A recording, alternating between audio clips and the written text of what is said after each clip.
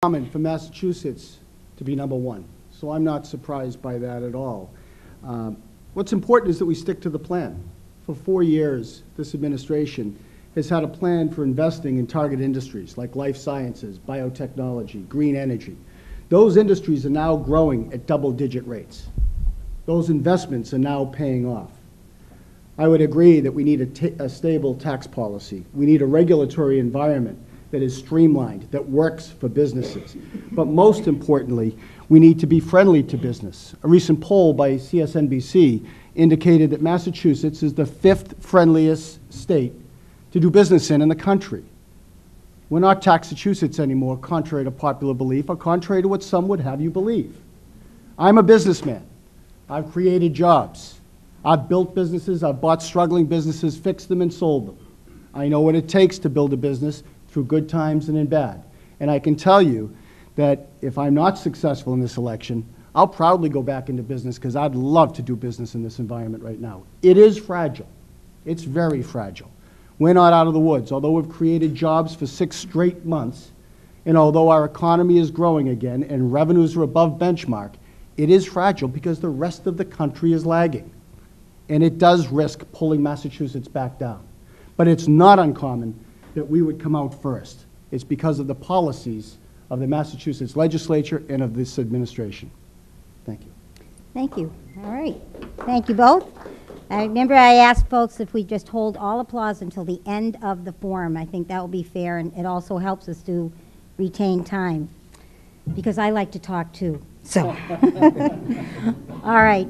Our second question is on an area that's very near and dear to my heart, and that is education. Okay? Massachusetts 4th and 8th graders, I'm proud to say, have consistently ranked first in reading on the National Assessment of Educational Progress. That's across the whole country. Our kids are number 1. And they have been in that position for at least the last 3 years. This is an accomplishment that many people think was made possible by the adoption of the Massachusetts Educational Reform Act and the assessment process, formerly and always known dearly to teachers as MCAS. Recently, though, it was decided to drop the educational reform standards and adopt the National Common Core Standards as part of the Race to the Top program, which Massachusetts received. Do you think that this decision to adopt the National Common Core Standards was a good decision for Massachusetts schools? Why or why not? And this time, we will start with Representative Calter. Thank you, friend. Absolutely, I do. As you know, I'm also a passionate advocate for education. Served on the Regional School Committee for several years. It was best years of service in my career. The Common Core standards that have been developed were based off the Massachusetts model. All Massachusetts has agreed to do is to agree to go along with those standards. Over the next 4 years, the test will be developed. That test is being developed by Mitchell Chester, who's the Massachusetts Education Commissioner. We're not out of the loop. Once again, Massachusetts is leading the way. When you're number 1, 4th and 8th graders in the country, and number 3 in the world in science, the rest of the country looks to us to develop standards. The standards that we've agreed to and that we're being paid $250 million a year to adopt are Massachusetts standards. And we have so much leverage in that discussion.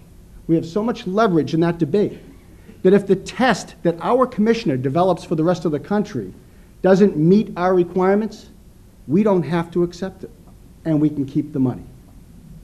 That's the prize, that's the reward you get for being number 1. The rest of the country is looking to us saying, Massachusetts, how the heck did you do that? We want some of that. We want to do that.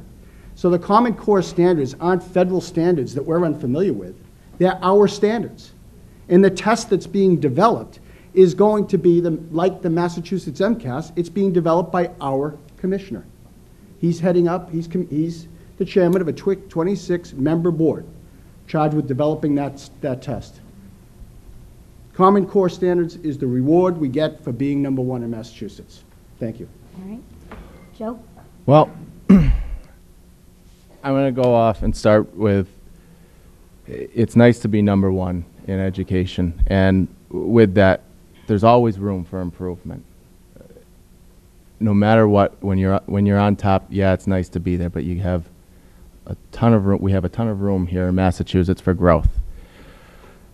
As for adopting the national standards, the federal national standards, I disagree that we adopt them. I think it's a ploy that we're actually bringing in money for that, and I do need to do more research on this topic and actually to fully understand what is actually included with adopting these standards. But I will say that, you know, at first glance, I think we have plenty of talent here in Massachusetts to continue to grow and stay on top.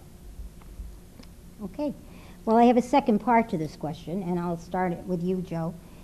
What do you think needs to happen to keep moving Massachusetts public schools towards excellence? That's a question for both of you, but I'll start with Joe. Well, there's a lot that we can do in Massachusetts. I mean,